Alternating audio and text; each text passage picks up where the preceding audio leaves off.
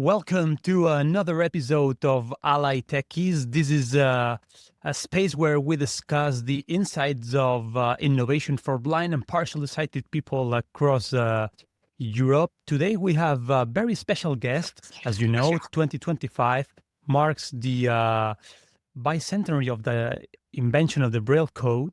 And on today's episode, we would like to discuss more about Braille displays, one of the devices that have been invented since the code's invention. To discuss the latest news around these devices, here with me we have María García from Spain. Hello, Maria. How are you doing? Hello. Many thanks for inviting me to be here. For me, it's a honor. Many thanks. First of all, a personal question. You studied law and you're currently working as a lawyer and translator.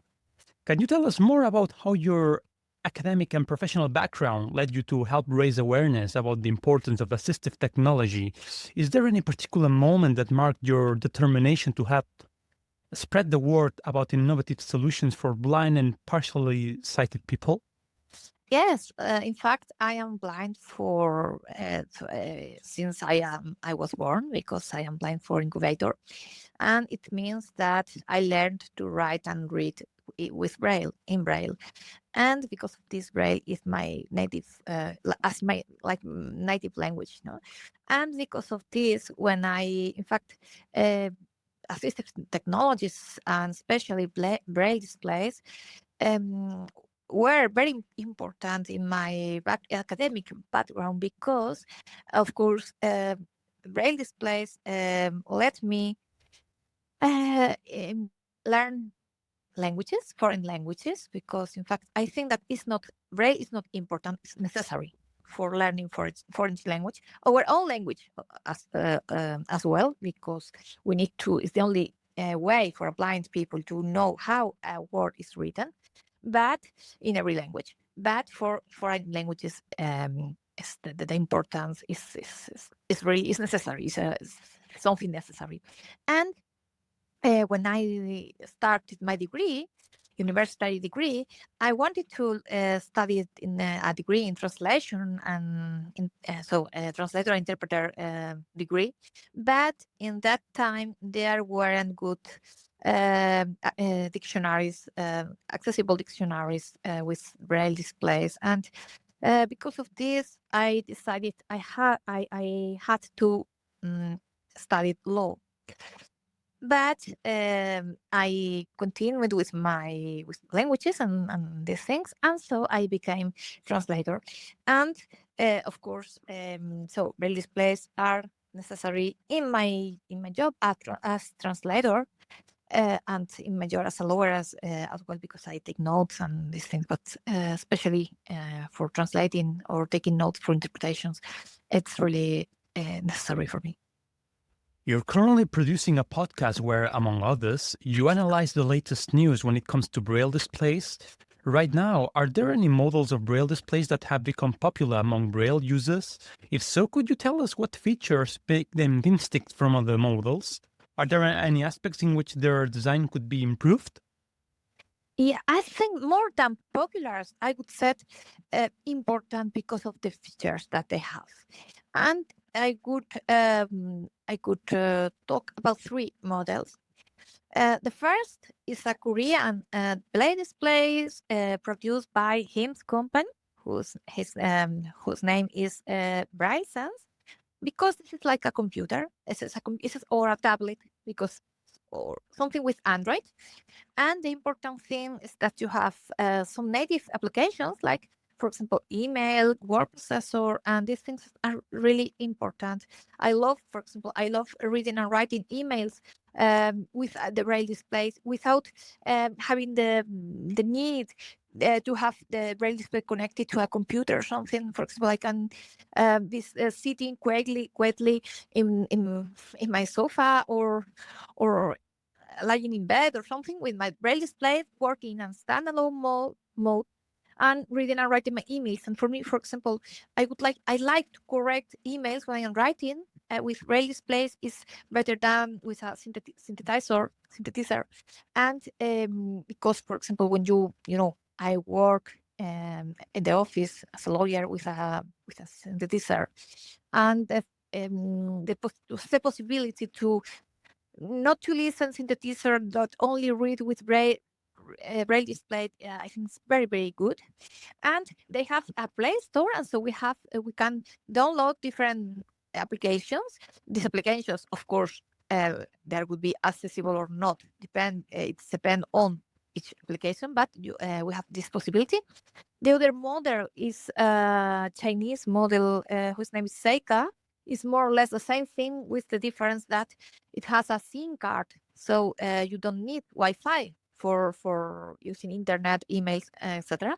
And I would like to talk about an European model, because I think it's the only European company that really innovate in the field of area of Braille displays, is Braille and his B Note.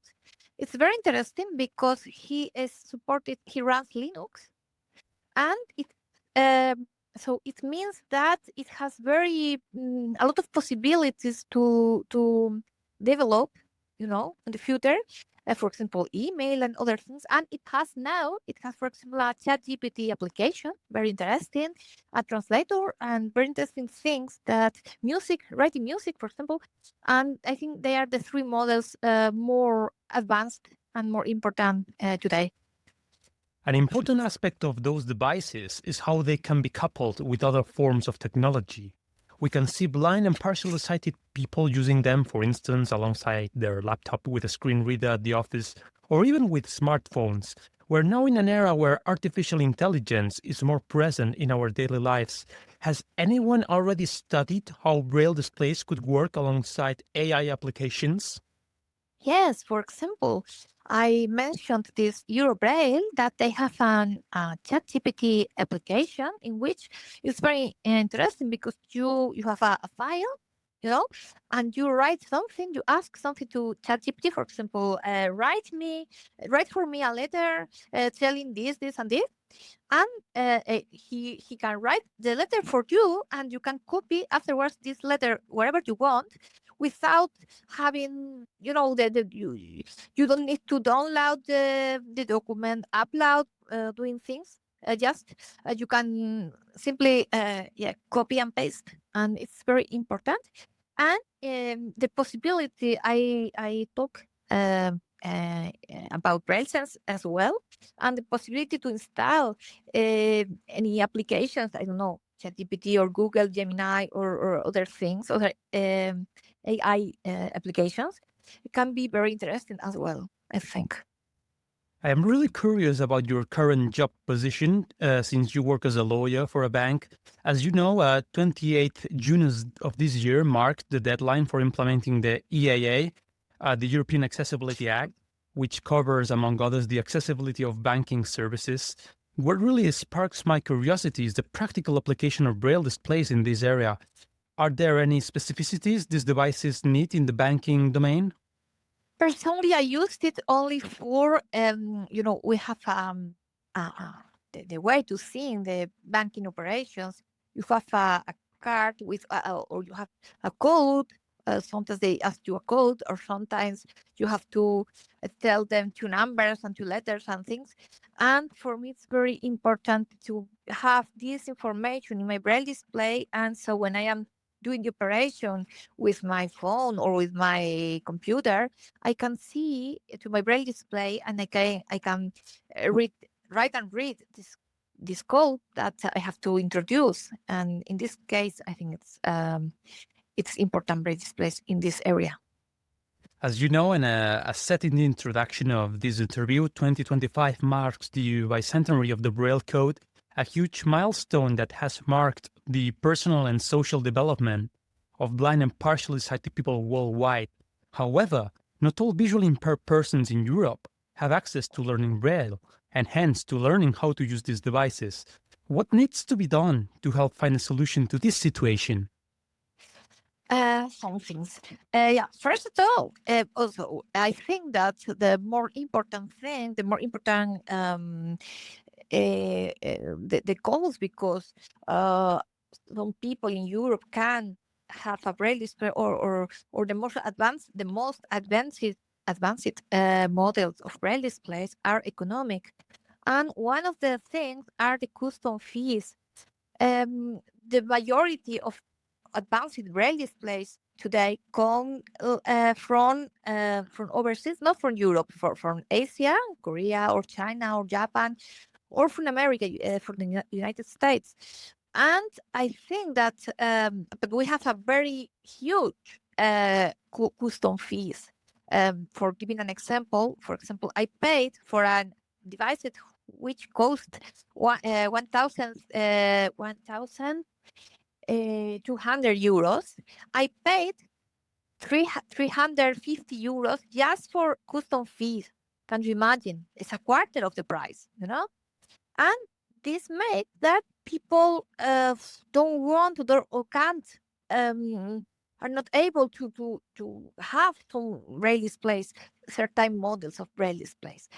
And the other thing would be in Europe, for example, we have the example of Braille that they innovated, but there are other companies that I think it's really a pity, because 20 years ago, there are companies that they were the most advanced companies in the area or world of braille displays, but now they didn't innovate it, and so they did the field free for Asia and United States and other countries, and Europe should, I think, be more pay more attention to innovation and this kind of things. And the last thing is to spread the knowledge, and because of this I created my podcast, because I noticed that at least in Spanish, and I think in other languages as well, there are not a lot of podcasts to make that people be able to know what it's on the market, what are the last features in last braille displays models. And this, I think it's very important that people, I would like encourage people to record, to spread the voice, to show to the others what they have, and which the describe features, describe procedures to how to do this and this and this. And I think that if people, today we have networks, we have podcasts, we have YouTube, we have a lot of channels and communication possibilities, and I think it's very important if people listen, if people know. I know, for example, here in Spain, there are a lot of people that they only know the models that are sold here in Spain, and unfortunately, there are a lot of that they are not sold here, and people don't know. And I think because of this, I think it's very important that people can spread knowledge. A final question, as you said, divulgating on the importance of these devices is very important to help bringing change in this scenario where people with disabilities themselves play an important role. Has your awareness-raising activity allowed you to be in touch with national authorities, politicians, or private companies, among others? Is there any message you would like to convey to them? Unfortunately, authorities and national organizations, it's very difficult. And of course, it depends on every country and on every organization, because each of them are different.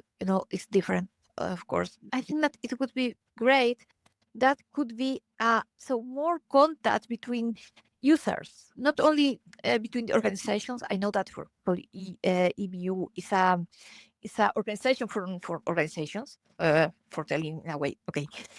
But users, particular users, I think that it's very interesting that there a contact way between them, because they can share experiences and things. Something like, for example, makes living braille. It's very important, and I would like, for example, 20 years ago, it would have a mailing list on this purpose, and I think it's really very, very important. And yes, I have contact with companies which produced braille displays. I would like to thank some of them, because for their support in my podcast and to my activity, free activity, and because I don't receive anything. but I do it because I love teaching and I love doing things, and I think it's important. And so the message for companies would be innovate, would be, for example, introduce, pay more attention to things like dictionaries, for example, or yes, trying to innovate and not to stay in the same things that we were 20 years ago. Like, unfortunately, some companies in Europe, not all, for example, Braille is the exception, but there are some important companies that unfortunately they stayed 20 years ago. Many thanks, Maria, for having responded to the questions of Ally Techies. It's been a pleasure hearing from your insights For when me it comes you are welcome. to Really. the latest news about Braille displays. Thank you very much. Many thanks. Bye.